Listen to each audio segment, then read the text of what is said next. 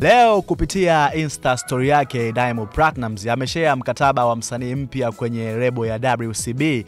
Ameambatanisha na picha ya mkataba huu ambayo inasomeka: mkataba huu unaingiwa leo tarehe 18 mwezi wa 3 mwaka 2025.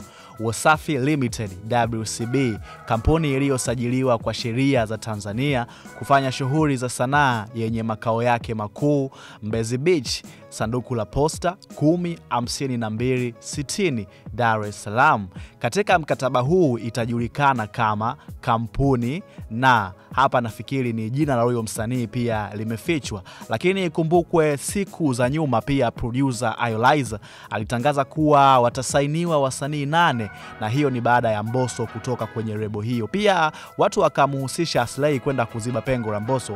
Lakini pia Diamond Platnumz tukumbuke alikuwa ni mgeni rasmi kwenye tuzo za kwenye mashindano ya BSS, na aliahidi kuwasaini washindi wawili wa BSS, yani mshindi wa kwanza na mshindi wa pili, kwa maana ya Lucas Moses pamoja na Salu Kurwa. Lakini bado haijajulikana ni nani ambaye anahusishwa na huo mkataba ambao umepostiwa leo, so tuendelee kusubiria. Pia wewe kama mdau wa muziki unaweza kuacha komenti yako hapo chini.